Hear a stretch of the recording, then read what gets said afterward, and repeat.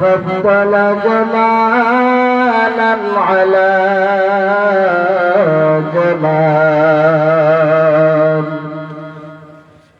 كما فضل مكانا على مكان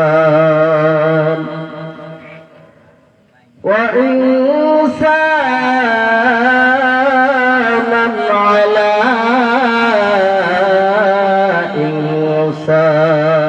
إنسان ونشهد أن لا إله إلا الله وحده لا شريك له لا جد له ولا ند له ولا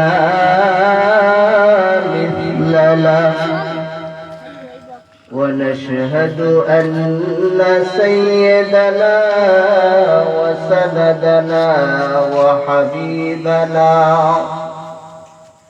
وحبيب طبيبنا وطبيب قلوبنا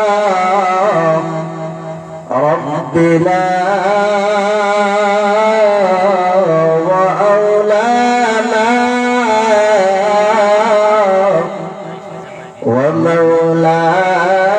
ومولانا محمد أرسله الله تعالى بالحق بشيرا ونذيرا وداعيا إلى الله بإذنه وسراجا وقمرا منيرا أما بعد فقد قال الله تعالى في كلامه المجيد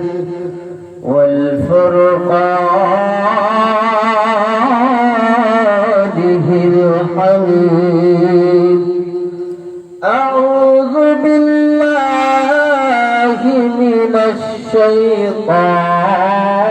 الشيطان الرجيم بسم الله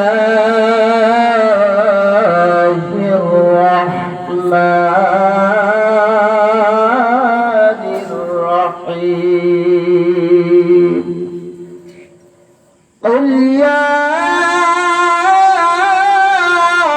عبادي الذين أسرفوا على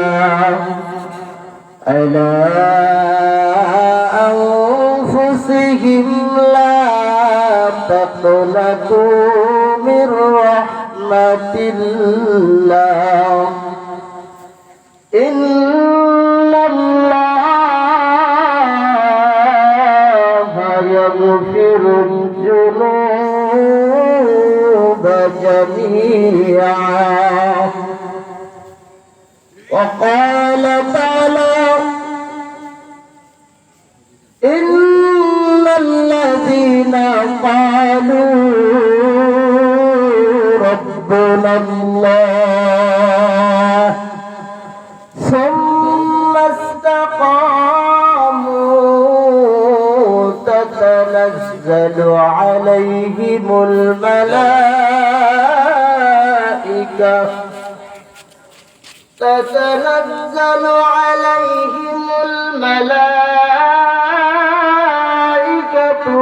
ألا تخافوا ولا تهزنوا وأبشروا بالجنة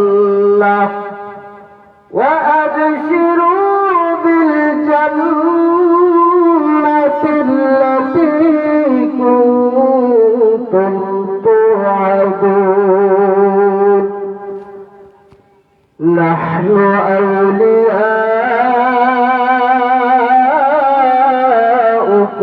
في الحياة الدنيا وفي الآخرة ولكم فيها ما تشتهي أنفسكم ولكم فيها ما تدعون نزلا من غفور رحيم. قال النبي صلى الله تعالى عليه وسلم من بكى من خشية الله حرم الله تلك العين على النار. قال تعالى إن الله وملائكته يصلون على النبي يا أيها الذين آمنوا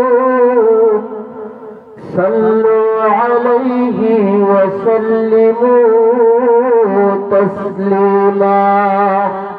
সকলে দুরূদ ইব্রাহিম পড়ি। আল্লাহুম্মা সাল্লি আলা মুহাম্মাদিন ওয়া আলা আলি মুহাম্মাদ কামা সাল্লাইতা আলা ইব্রাহিম ওয়া আলা আলি ইব্রাহিম ইন্নাকা হামিদুম মাজিদ। আল্লাহুম্মা বারিক আলা মুহাম্মাদিন ওয়া আলা আলি মুহাম্মাদ কামা বারাকতা আলা ইব্রাহিম ওয়া আলা আলি ইব্রাহিম ইন্নাকা হামিদুম মাজিদ। اللهم بارك على محمد وعلى آل محمد كما باركت على إبراهيم وعلى آل إبراهيم إنك حميد مجيد। توحید کی امانت سینوں میں ہے ہمارا ایسا نہیں مدانا نام و نشان ہمارا সকলে পড়ি بلغ العلا بكماله تبدل بزماله حسنت جميع خصاله صلوا عليه وآله. الحمد لمن قدر خيرا وقبله الحمد لمن قدر خيرا وقبله والشكر لمن صور حسنا وجمالا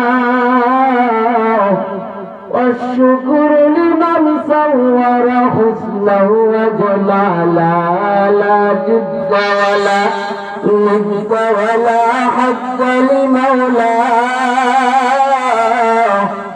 الآن كما كان ولم يلق جوالا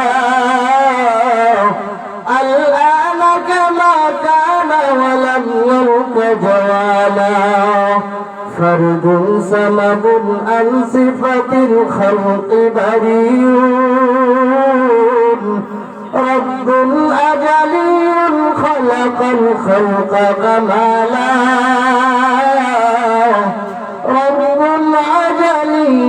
خلق الخلق كمالا একটু জিকির করি লা ইলাহা ইল্লাল্লাহ লা ইলাহা ইল্লাল্লাহ ভাই সামজিদু দেশো হেদু আবার কমাইছো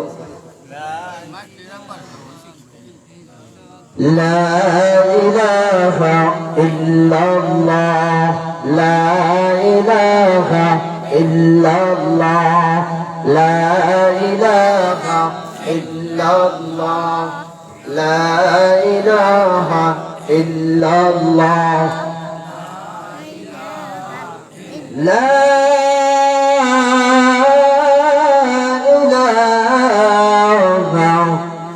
ইল্লাল্লাহু মুহাম্মাদুর রাসূলুল্লাহ সাল্লাল্লাহু আলাইহি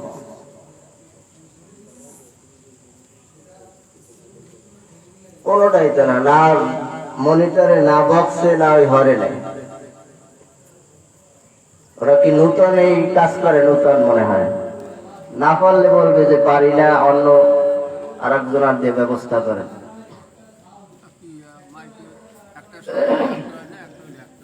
আলহামদুলিল্লাহ আল্লাহ জাল্লা শানুহুর আলিশান দরবারে শুকরিয়া আদায় করতে হয় যে মহান রব্বুল কারীম আপনাকে আমাকে দীর্ঘ 1 মাস সিয়াম সাধনার পরে পুরস্কার বিতরণী অনুষ্ঠান ঈদুল ফিতরের মতো এক দামি আল্লাহর হুকুমের পরে পবিত্র শাওয়াল মাসে আপনাকে আমাকে দক্ষিণ জামুরা সরকারি প্রাথমিক বিদ্যালয়ের মাঠে ঐতিহ্যবাহী 2 দিনব্যাপী আজিমুসান ওয়াজ ও দোয়ার মাহফিলের আজ সমাপনী দিনে আখিরি দিনে আল্লাহ তাআলা মুসলিমায় কিছু সংখ্যক আল্লাহ তাআলার খাস খাস বান্দাদেরকে বিভিন্ন ঘরের থেকে যাচাই করে বাছাই করে মহব্বত করে ভালোবেসে মালিকের নেক নজর দিয়ে আল্লাহর রাসূলের ভাষায় জান্নাতের বাগানে আসার বসার মতো যে মহান রব্বে কারীম সুযোগ করে দিয়েছেন ওই মহান রব্বে কারীমের আদালতে শুকরিয়া জ্ঞাপনার্থে সকলে দিল থেকে কালেমাতুশ শুকর আদায় করে পড়ি আলহামদুলিল্লাহ। আজকে মাঠটা খুব দামি একটা মাঠ, দামি একটা জায়গা, যদিও লোক সংখ্যা একটু কম, কারণ বর্তমান জামানাটা আখিরি জামানা চলতেছে। আজকে এই এলাকার অনেক মানুষ গিয়ে দেখেন শহরে গুনাহের আড্ডায়, আবার এই এলাকায় অনেক দূর দূরান্ত থেকে অনেক মানুষ আল্লাহ তাআলার কোরআনের কিছু কথা শুনবার জন্য ইরাদা করে আসছে, ছুটে আসছে মৌমাছির মতো। এজন্য আল্লাহ তাআলা যেহেতু আপনাকে আমাকে কবুল করেছেন বিদায় আপনি আর আমি এখানে উপস্থিত হতে পেরেছি। বাকি যাদেরকে আল্লাহ তাআলা কবুল করে নাই ওরা এখনো বিভিন্ন অজুহাতে ঘরের ভিতরে, চায়ের দোকানে, টিভির পর্দায়, মোবাইলের ফেসবুক নামক গজবের আড্ডায় এখনো এই এলাকার অসংখ্য মানুষ, অসংখ্য যুবক, অসংখ্য নারী তারা এখনো ব্যস্ত। আবার কেউ কেউ ভাবতেছে এলাকার ছেলে কি বলবে, কি শুনবো, কি যাব। তবে একটা কথা বলে রাখি, আমি এলাকার হলেও আমি যে কথা বলবো, যে কোরআন দিয়ে, যে হাদিস দিয়ে কথা বলার চেষ্টা করব, বাকি দূর দূরান্ত থেকে আগত, শুধু দূর দূরান্ত নয়, আপনি বিশ্বের সবচাইতে ধনী রাষ্ট্র আমেরিকা থেকেও যদি কেউ আসে তাকেও এই কোরআন, এই হাদিস থেকেই বলতে হবে। বাকি অন্য কোন এমন কোন দাবি গ্রন্থ আল্লাহ পাক আলাদা করে পয়গম্বর হাবিব আরবি আলাইহিস সালাতু ওয়াস সালামের উপরে নাজিল করে নাই, যেই কোরআন দিয়ে মূলত অনেক দূর থেকে আকর্ষণ নিয়ে মুসলমানদেরকে মুসলমান কোরআনের দ্বীনের দাওয়াত দেবে এমন কোন কোরআন পৃথিবীতে আল্লাহ পাক নাযিল করে নাই। এজন্য আমি এলাকার ছেলে যে কথা বলবো, বাকি দূর দূরান্ত থেকে যারা আসবে ওনারাও একই কোরআনের কথা বলবে। বাকি কথা হচ্ছে হারগুলের আর অঙ্গ বইয়ে দেগারাস এক এক ফুলে এক এক ঘেরান থাকে, এক এক ফুলে এক এক ঘেরান থাকে। ফুল তো সবই ফুল, কিন্তু এক এক ফুলে এক এক ঘেরান আল্লাহ তাআলা ছড়িয়ে ছিটিয়ে রেখেছে। কারো কারো কথায় মানুষের দিলের পরিবর্তন ঘটে, আবার কারো কারো কথায় বিরক্তি ভাব চলে আসে। আমি জানি না আমার কথা আপনাদের দিলে আসর করবে কি করবে না, আমার কথা আপনাদের দিল পরিবর্তন হবে কি হবে না। এজন্যই উলামায়ে কেরাম বয়ানের শেষে বলে ওয়ামা আলাইনা ইল্লাল বালাগ। আমি আমার দায়িত্ব যতটুকু ছিল আমি পৌঁছিয়ে দিয়ে গেলাম। যতটুকু মানা বা না মানা একান্তই আপনার আমার স্বাধীনতার উপরে আল্লাহ পাক ছেড়ে দিয়েছে। বান্দা যা মনে চায় গ্রহণ করবে, যা মনে চায় বান্দা ছেড়ে দিবে, এতে আমি আল্লাহর কিছু আসে আর যায় না। আজকে এই জামুরা এলাকা নয়, শুধু সারা পটুয়াখালী বাসীও যদি মহান মালিকের হুকুম না মানে আমার আল্লাহর বিন্দু থেকে বিন্দু পরিমাণ কোনো ক্ষতি হবে না, বরংস ক্ষতি আপনার আর আমার। আমার আল্লাহ পাক রব্বুল আলামিন তো বলেছে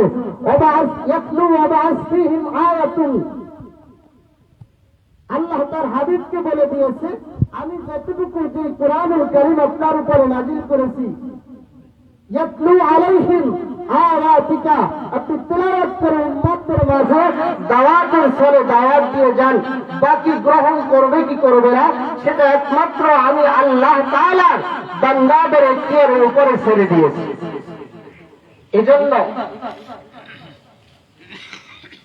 এলাকার প্রত্যেকটা মুসলমান যুবক ভাই, বৃদ্ধ বাবাজিরা, এখনো যারা দূরে আছি, বিনয়ের সাথে বলছি ভাই, গুজস্তা জামানা ফেরাতা নেহি, গুজস্তা জামানা ফেরাতা নেহি। যে সময় চলে যায় ও সময় আর কোনদিন ফিরে পাওয়া যায় না। কোন বৃদ্ধ লাঠি ভর করে করে হাঁটতেছে, যুবক জিজ্ঞাসা করে ও বৃদ্ধা তুমি কি অনুসন্ধান করতেছো, কি খুঁজতেছো? বলে বৃদ্ধা আমি আমার যৌবন তালাশ করতেছি। যুবক বলে হায় আফসোস, এ বৃদ্ধা তোমার যৌবন আর ফিরে আসতো না। লাইটা সবাবারিয়া উঠতো, যে যৌবন যেই যুবন ওটা ফিরে চলে গেছে, ওটা আর কোনোদিন রিটার্ন ফিরে পাওয়া যাবে না। এজন্য আজকে 2024 সালের এই এপ্রিল মাসের আজকে 15 তারিখ, এই 15 তারিখ আপনার আমার জীবনের শেষ 15 তারিখ। আর কোনদিন আপনার আমার লাইফে এই 2024 সালের এই এপ্রিল মাসের 15 তারিখ আর কোনদিন আসবে না। এজন্য সময়ের মূল্য বুঝে করে যারা কাজ, তারাই আজ স্মরণীয় জগতের মাছ। কথায় আছে সময় 100, অসময় 10 দিলেও সেটা কোনোদিন কাজে আসবে না। আমরা উর্দু কিতাবে পড়েছি আজকা কাম কাল পর না ডাল, আজকের কাজ আগামী কালের জন্য রেখে দিও না। যখনই আজকের কাজ আগামী দিনের জন্য রাখতে যাবে, তখন আজকের কাজটা আগামী দিনের জন্য 2টা ডাবল বোঝা হয়ে যাবে। এভাবে করতে করতে যখন মাথার উপরে হাজারো বোঝা জমা হয়ে যাবে, তখন নিজে নিজে অস্তিত্বহীন হয়ে যাওয়ার পালা উপক্রম হবে। এজন্য যুবক ভাইয়েরা, বৃদ্ধ বাবাজিরা, আজ জীবনের শেষ মুহূর্ত মনে করে হায় আফসোস, গতকালকে আসার সময় পথে এমনও অ্যাক্সিডেন্ট ঘটে, হায় আফসোস। যুবকের কোথায় মোটর সাইকেল, কোথায় যুবক, কোথায় যুবকের কল্লা, কোথায় যুবকের দেহ, কোথায় কি আর খুঁজে পাওয়া যায় না। ও যুবকের বাড়িতে উদ্দেশ্য নিয়ে এক উদ্দেশ্যে রওনা হয়েছিল, বাড়িতে সবার সঙ্গে ঈদের আনন্দ করবে। ও যুবকের আর ঈদের আনন্দ তো করা হলোই না, বরঞ্চ বাড়ির ফ্যামিলিরও ঈদের আনন্দ আর করা হলো না। এজন্য সময় খুব সংক্ষেপ। প্রত্যেকটা মানুষের হায়াত খুব কঠিন, খুব একেবারে স্বল্প।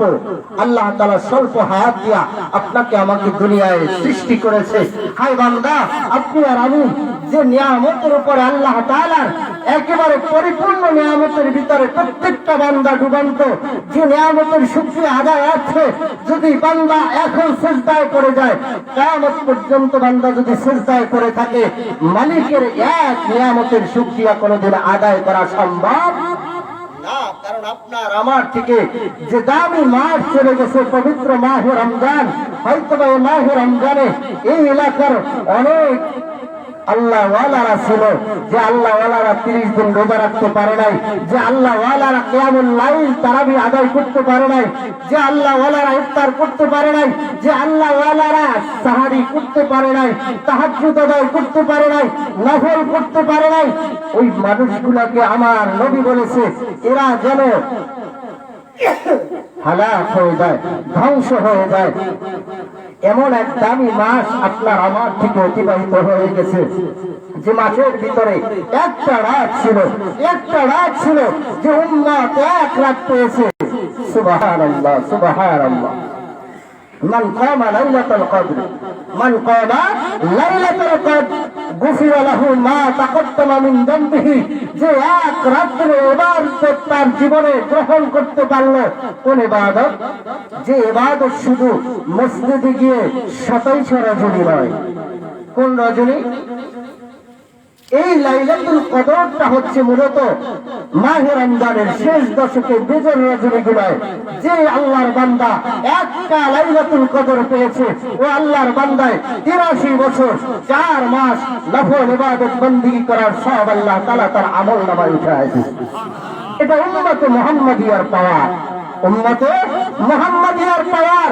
কারণ উম্মতে মুহাম্মাদিয়ার চেয়ে এত দামি উম্মত আর পৃথিবীতে আমার আল্লাহ কাউকে সৃষ্টি করে নাই। কারণ পয়গম্বর মুসা নবী আলাইহিস সালাতু ওয়াস সালাম একদিন আল্লাহর কাছে আরজি করছে, আয় আল্লাহ, আমি পয়গম্বর মুসা তো আপনার সঙ্গে তুর পর্বতে গিয়ে দৈনিক 1 ঘন্টা কথা বলি, এই আমার মতো আপনার আর কোন নবী কিংবা নবীর উম্মতরা আমি আল্লাহর সঙ্গে কথা বলার সুযোগ পাবে?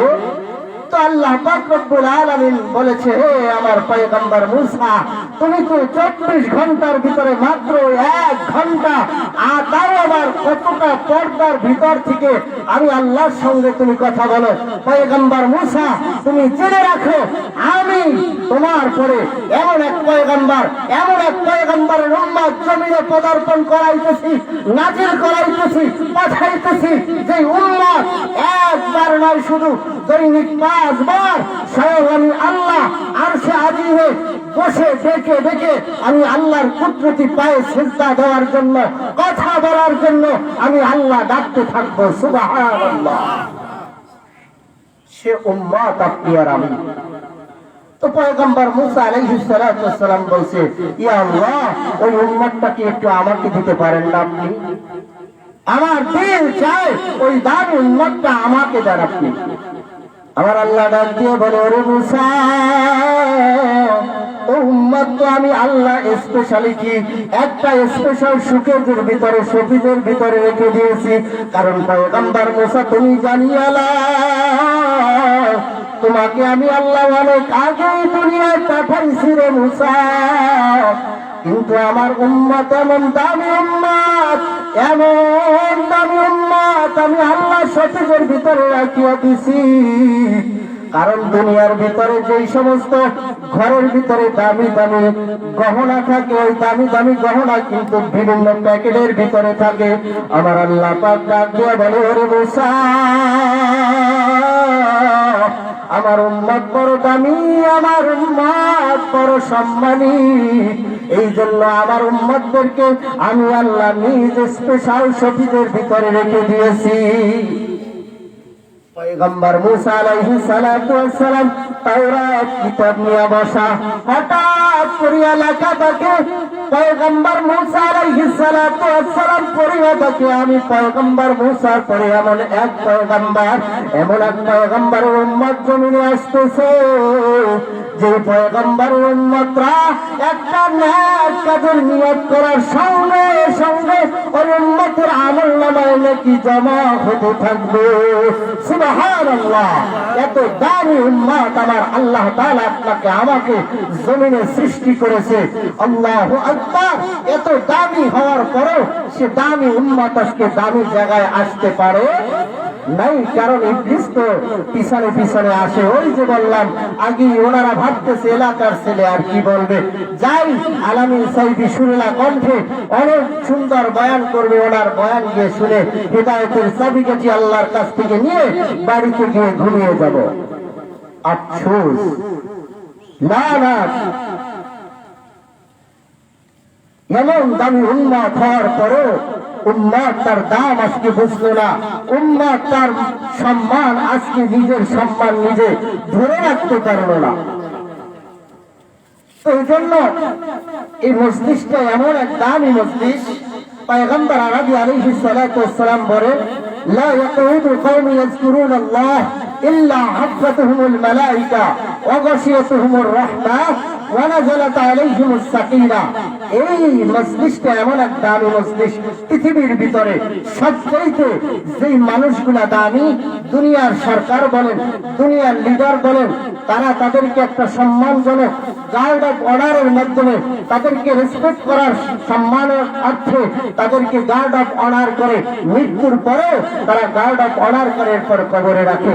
আমার আল্লাহ তাআলা তার হাবিবকে বলেছে, আমারও এমন পয়গম্বরের উম্মত জমিনে থাকবে, যে পয়গম্বরের উম্মত আমি আল্লাহর কোরআন কারীমের আলোচনা সবাই বসবে, মাহফিলে বসবে, আমার হাবিবের হাদিসের দর্শের তালিমে বসবে। ওই মজলিসটা এত দামি মজলিস, এত সম্মানিত একটা স্থান।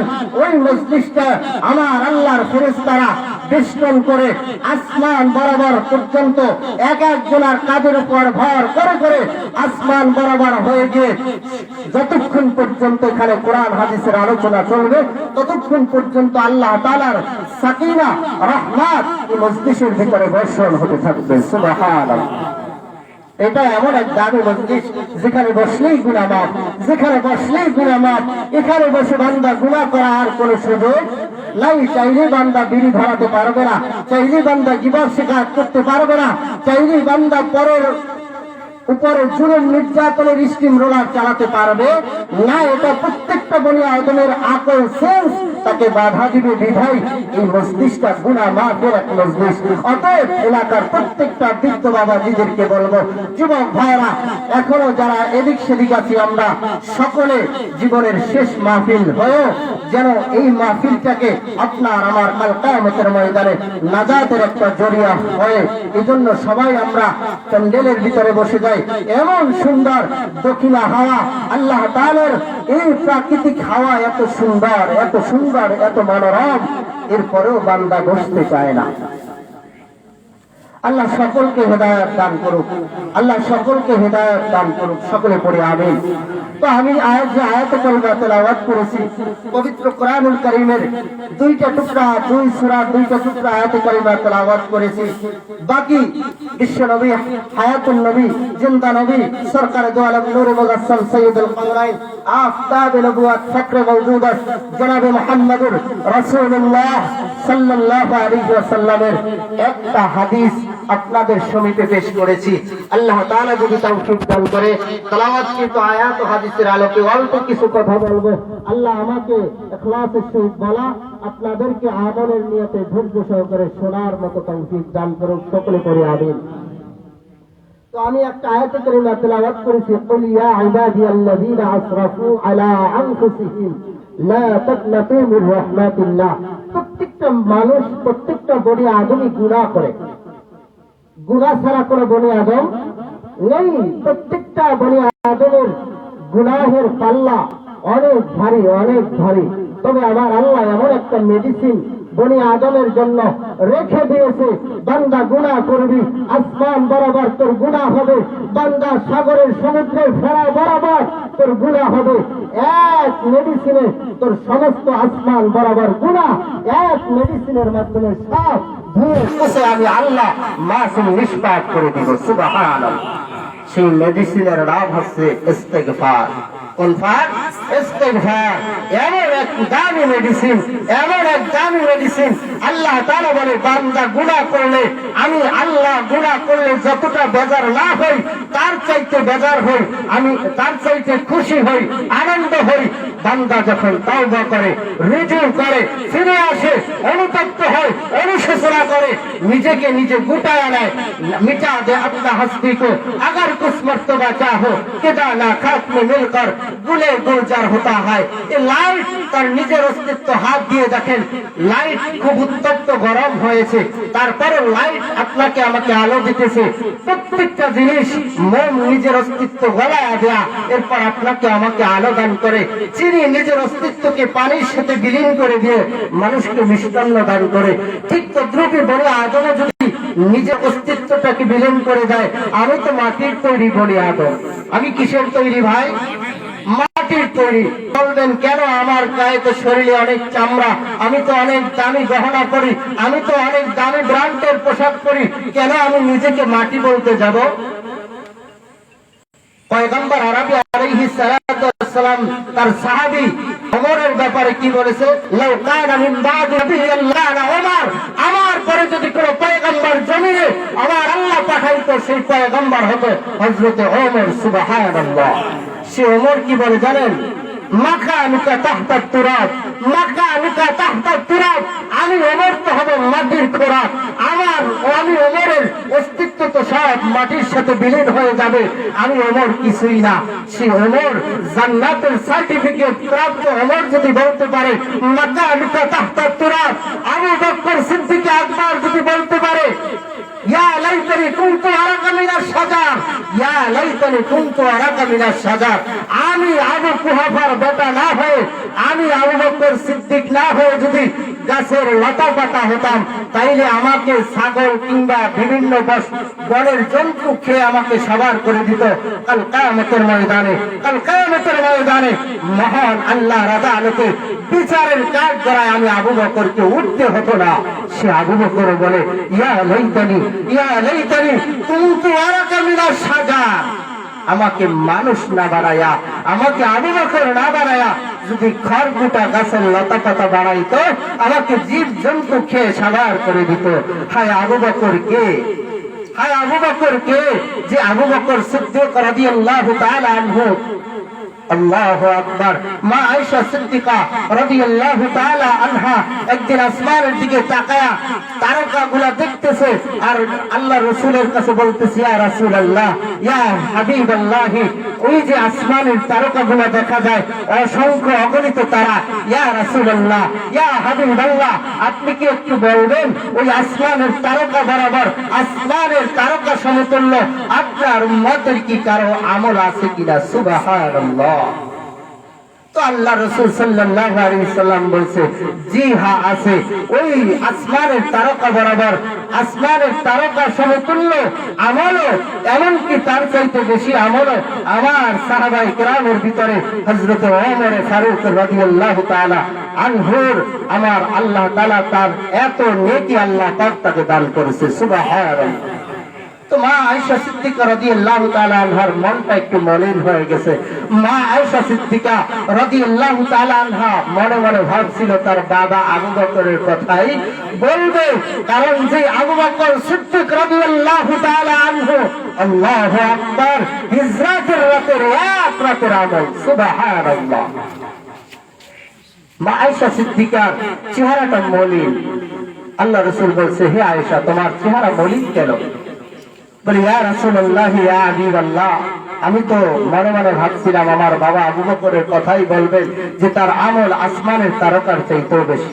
তো আল্লাহ রাসূল বলতেছে, হে আয়েশা, তোমার বাবা আবু বকর আমলের তো কোনো তুলনা হয় না, কারণ তোমার বাবার আবু বকর সিদ্দিকের আমল যদি এক পাল্লায় দেওয়া হয়, সারা পৃথিবীর উম্মতের আমল যদি এক পাল্লায় দেওয়া হয়, তবে তোমার বাবা সিদ্দিকের আকবরের আমলের পাল্লা ভারী হয়ে যাবে, ভারী হয়ে যাবে। সুবহানাল্লাহ, আল্লাহু আকবার। এত দামি আবু বকর সিদ্দিক, সেও বলে ইয়া লাইতানি আরাকা মিনাশ শাজার, আয় আল্লাহ, আমাকে যদি আবু কুহাফার বেটা না বানাইয়া, আবু বকর না বানাইয়া গাছের লতাপাতা বানাইতেন। সাহাবায়ে ব্যাপারের সাহাবায়ে কিরাম রিদওয়ানুল্লাহি তাআলা আলাইহিম আজমাইনের ব্যাপারেও কিছু কিছু লোক কথা বলে, আফসোস আফসোস লানাত। কারণ সেই সাহাবায়ে কিরাম যদি সত্যের মাপকাঠি না হয়, কে হবে পৃথিবীতে সত্যের মাপকাঠি? আমাকে বলেন, কে হবে পৃথিবীতে সত্যের মাপকাঠি? আর কাকে মানবে? আপনাকে আমাকে মানবে? সম্ভব না। উম্মত সেটা নিয়েও বিভ্রান্তি, সেটা নিয়েও উম্মতের মাঝে ফাটল ছড়াচ্ছে। আমি বলতে চাই যে সাহাবায়ে কিরাম রিদওয়ানুল্লাহি তাআলা আলাইহিমের ব্যাপারে স্পষ্ট আল্লাহ তাআলা বলেছে, রাদিয়াল্লাহু আনহুম ওয়া রাদু আন, আমি আল্লাহ পাক স্বয়ং তাদের উপরে রাজি আর খুশি, তারাও আমি আল্লাহর উপরে রাজি আর খুশি। সুবহানাল্লাহ। তো বলতে চাচ্ছিলাম, সেই সাহাবায়ে কিরাম আবু বকর সিদ্দিক রাদিয়াল্লাহু তাআলা আনহু, ওমরের মতো সাহাবী, তারাও নিজেকে মিটায়া দিয়েছে। গুনাহ তাদেরকে এমন ভাবে গুনাহ নিজেকে ছোট করেছে, কিন্তু বনি আদম আপনি আর আমি গুনাহ করার পরেও অনুশোচনা করতে চাই না, অনুতপ্ত হতে চাই না, রুজু করতে চাই না, ফিরে আসতে চাই না, তাওবা করতে চাই না। নিজের গুনাহের কথা যেন নিজের স্মরণে নাই, নিজে যেন আবার দম্ভ অহংকার ভরে আল্লাহর জমিনে আল্লাহর দুশমন হাঁটতেছে। আল্লাহর জমিন কি বলে জানেন? দুশমন, আমি যেন আমার মন চায় আল্লাহর কাছে এই নাফরমান বেঈমানের জন্য দৈনিক জমিন আর্জি করে, আয় আল্লাহ, আমাকে একটু হুকুম দেন, আপনার নাফরমানকে আমি জমিন গিলে খেয়ে ফেলি। আল্লাহু আকবার। নাফরমানকে জমিন তার জমিনের উপরে হাঁটার পারমিশন দেয় না। তো আল্লাহ পাক বলে, হে জমিন, বান্দা তো আমি সৃষ্টি করেছি, তোর এত রাগ কেন? আল্লাহু আকবার। জমিন উত্তর দেয়, ইয়াকুল রিজকিকা ওয়া ইয়াসিক, আমার উপরে যা উৎপন্ন এই রিজিক খেয়ে এরপরে আপনার নাফরমানি করে, এটা আমি জমিন সহ্য করতে পারি না, বরদাস্ত করতে পারি না। বিধায় আপনি মালিক যদি আমাকে হুকুম করতেন, আমি জমিন আপনার নাফরমানকে গিলে খেয়ে ফেলতাম। আল্লাহ সকলকে হেদায়েত দান করুন। তো বলতে চাচ্ছিলাম, সবাই তো গুনাহ করেছি, সবাই গুনাহ করেছি, তাওবাও তো করতে হবে। কারণ বনি আদমের গুনাহ করা এটা তাদের অভ্যস্ত, এটা গুনাহ করবেই। পক্ষান্তরে পাশাপাশি আল্লাহ পাক রব্বুল আলামিন বলেছে, এমন মেডিসিন আমি আল্লাহ তৈরি করে দিয়েছি, বনি আদম পড়তে দেরি, বনি আদমের জিন্দেগীর সব গুনাহ ধুয়ে মুছে পরিষ্কার করতে আমি আল্লাহ দেরি করব না। সুবহানাল্লাহ। পয়গম্বর আরবি আলাইহিস সালাতু ওয়াস সালাম বলেন, মান বাকা মিন খাশিয়াতিল্লাহ, মান বাকা মিন খাশিয়াতিল্লাহ হারামাল্লাহু তিলকা লাইলা আলান নার। হে আমার উম্মত, যদি আমার আল্লাহর জাহান্নামের ভয়ে, যদি আমি আল্লাহর আযাব ও গজবের ভয়ে মাথা থেকে, চোখের মাথা থেকে যদি মাছের মাথা পরিমাণ পানি তোমার চোখ দিয়ে বের করতে পারো, আমার আল্লাহ ওয়াদা করেছে, বান্দা তোমার চোখের পানি নাকের ডগায় আসার আগে আমি আল্লাহ তোমাকে ক্ষমা করে দিব। কেমন যুবকের তাওবা ছিল! নবী আলাইহিস সালাতু ওয়াস সালামের জামানায় এক যুবক এমন এক গুনাহ করেছিল, ওই জামানার যুবকের মতো পৃথিবীতে এখন পর্যন্ত আমার মন বলে এমন কেউ গুনাহ করে নাই। যুবক গুনাহ করার পরে রাস্তার পাশে দাঁড়ায় কাঁদে আর আল্লাহর কাছে বলে, আয় আল্লাহ, আপনি আমাকে মাফ করবেন না আমি জানি।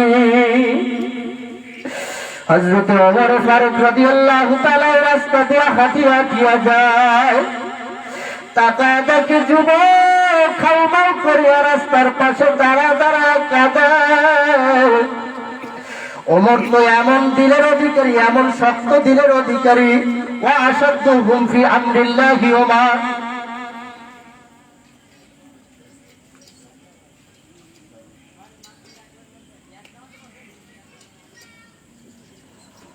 আমি ওমর এমন কঠোর দিলের ওমর, এরপরও আমি ওমর যুবকের কান্না দেখিয়া সহ্য করতে পারি না। যুবককে পিছন দিয়ে ডাক দিয়ে বলেন, যুবক একটু বলবা কি তোমার কান্নার কারণ? বলো তোমার কান্নার কারণ কি? যুবক ডাক দিয়ে বলে, ও আমার কান্নার কারণ আপনাকে বলিয়া কোনো সমাধান পাওয়া যাবে না, অতএব আপনার কাছে বলিয়া আমি যুবকের কান্নার কারণ কোনো লাভ নাই। ওমর নাছের বান্দা বারবার বলে, যুবক বলো দেখি কিছু একটা করতে পারি কিনা।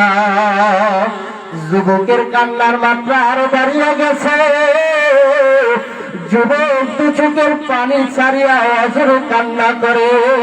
ওমর ডাক দিয়ে বলে, যদি আমার কাছে কান্নার কারণ না বলো, চলো আমার নবী তো এখনো দুনিয়ায় বেঁচে আছে, চলো আমার নবীর দরবারে, চলো তোমাকে নবীর দরবারে নিয়ে যাব।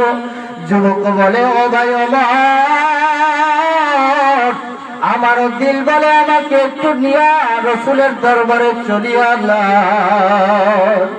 ওমর যুবককে নিয়ে রসুলের দরবারে হাজির। ওমরও কাঁদে, যুবকও কাঁদে, ওমরও কাঁদে, যুবকও কাঁদে। আল্লাহ রসুল জানতে চায় কান্নার কারণ। এবার যুবক ডাক দিয়ে বলে, কান্নার কারণ বলতে সাহস হয় না ইয়া রাসূলুল্লাহ। ওমর ডাক দিয়ে বলে, ইয়া রাসূলুল্লাহ, আমি এত শক্ত দিলের অধিকারী ওমর হওয়ার পরেও আপনার এই যুবকের কান্না শুনিয়া আমার দিল ভেঙ্গে চৌচির হয়ে গেছে। আমি নিজেকে কন্ট্রোল করতে পারি নাই গো রাসূলুল্লাহ। হে আল্লাহর রাসূল, আপনি একটু জিজ্ঞাসা করেন যুবকের কান্নার কারণটা কি। এবার যুবককে আল্লাহ রাসূল জিজ্ঞাসা করে, যুবক তুমি কি আসমান বরাবর গুনাহ করেছো বিদায় কাঁদো? যুবক ডাক দিয়ে বলে, ইয়া রাসূলুল্লাহ, না না, আমার যুবকের পরিমাণ, আমার যুবকের গুনাহের পরিমাণ আসমানের চাইতে অনেক বেশি।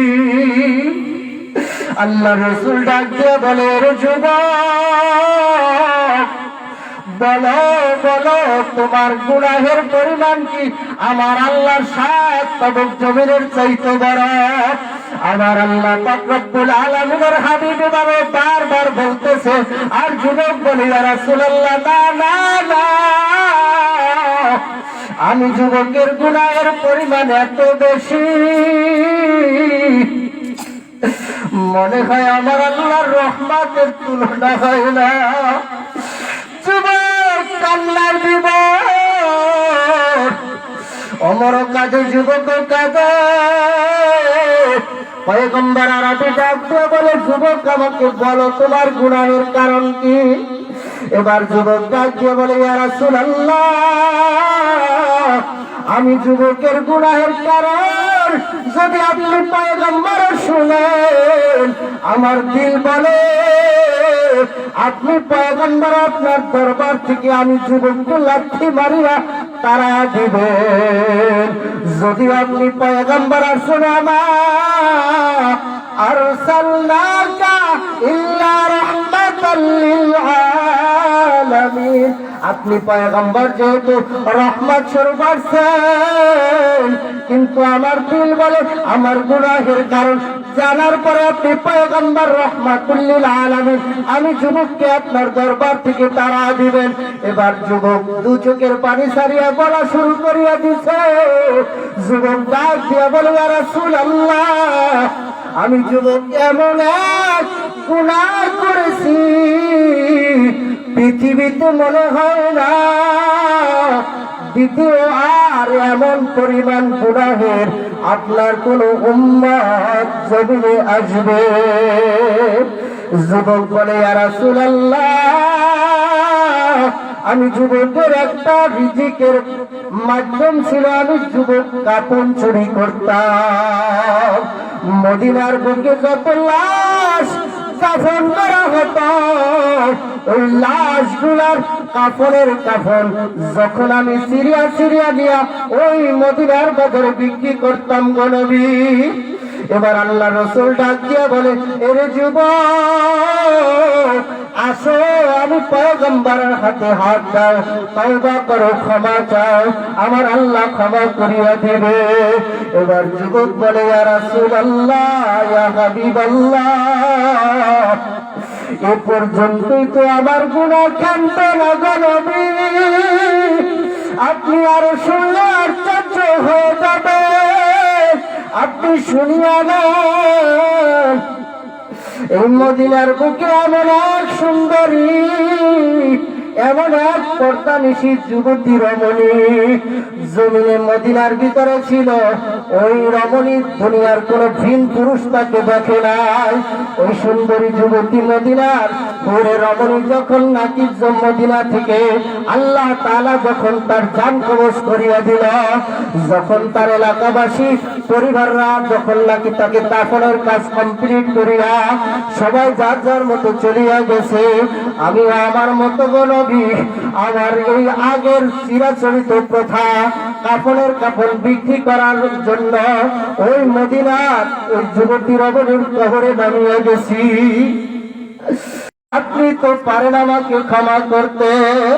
এবার যুবক কান্নার মাত্রা বাড়া দিছে রে। যুবক একদিন না দুই দিন না দীর্ঘ 40 দিন পর্যন্ত কান্না করার পরে আমার আল্লাহ জিবরিল আলাইহিস সালাতু ওয়াস সালামকে আল্লাহ রাসূলের দরবারে পাঠিয়ে দিয়েছে, যাও জিবরিল যাও যাও, গিয়া আমার হাবিবকে 3টা প্রশ্ন করবা। জিবরিল আমিন আলাইহিস সালাতু ওয়াস সালাম আসিয়া আল্লাহ রাসূলের দরবারে সালাম দিয়া 3টা প্রশ্ন করা দিছে। ইয়া রাসূলুল্লাহ, বলবেন কি আপনার উম্মতদের রিজিক দান কে? এবার আল্লাহ রাসূল ডাক দিয়ে বলে, রে ভাই জিবরিল, আমার উম্মতের রিজিক দাতা তো আমার আল্লাহ। এবার জিবরিল ডাক দিয়ে বলে, ইয়া রাসূলুল্লাহ, আপনার উম্মতদেরকে মাফ করার মালিক কে? বলে, আমার উম্মতদেরকে মাফ করার মালিক তো আমার আল্লাহ। এবার জিবরিল ডাক দিয়ে বলে, ও বিশ্ব নবী, আপনার দরবারে যে 40 দিন আগে এক যুবক আসছিল, জেলাকার পাপিষ্ঠ যুবককে আপনি নবী তাড়াইয়া দিয়েছিলেন, ওই যুবকের ব্যাপারে আমার আল্লাহ ওহী নাযিল করেছে, ওই যুবককে আমার আল্লাহ ক্ষমা ঘোষণা করছে। সুবহানাল্লাহ, আল্লাহু আকবার। এরকম গুনাহগার কি সমাজে কেউ আছে? নাই। তারপরে ওই যুবকের মতো গুনাহ করার পরেও যদি আমার আল্লাহ আরশ কুরসি লৌহ কলম গুনাহের কারণে যুবক কান্নার ধারা আসমান জমিন যদি প্রকম্পিত হয়ে আমার আল্লাহ যুবককে ক্ষমা করতে পারে, আপনার আমার মতো টুকিটাকি সগীরায় গুনাহ কবিরা গুনাহ আমার আল্লাহ ক্ষমা করতে পারে কি পারে না?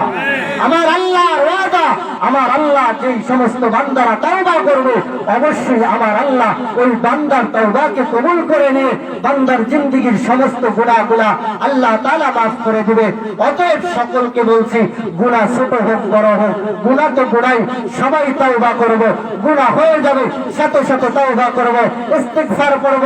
প্রত্যেক 5 ওয়াক্ত ফরজ নামাজের পরে ইস্তিগফারের আমল জারি করে রাখবো, ইস্তিগফার করতেই থাকবো। সর্বক্ষণিক যদি বলি আদম আল্লাহর রাসূলের উম্মত যদি ইস্তিগফারের আমল জারি করতে পারে, এই ইস্তিগফারের আমলের কারণে উম্মতের রিজিকের ব্যাপার, উম্মতের বিভিন্ন ফয়সালা আমার আল্লাহ আসমান থেকে করে দিবে। সুবহানাল্লাহ।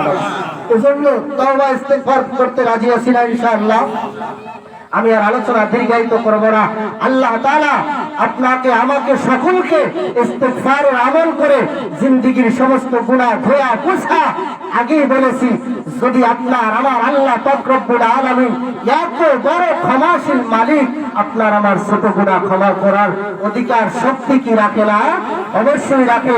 পর্দার অন্তরালের মা বোনেরা, যারা যতটুকু শুনলাম সকলকে বলছি, তওবার নিয়তে আজকের শেষ মাহফিল জীবনের মনে করে শেষ মোনাজাতে, আখিরি মোনাজাতে তওবা জড়ায়া জায়নামাজে বসে আল্লাহ তাআলার ভয়ে দুপুরা চোখের পানি ছেড়ে দিয়ে জীবনের শেষ তওবা করে আল্লাহর কাছে ক্ষমা চেয়ে জিন্দেগীর গুনাহ কথা মাফ করায়া দোয়া বুঝা এরপরে আল্লাহর কাছে পুত পবিত্র হয়ে যাবে। আল্লাহ সকলকে তৌফিক দান করুন। এলাকাবাসী যারা দুনিয়া ছেড়ে চলে গেছে সবার জন্য দোয়া করবেন, কারণ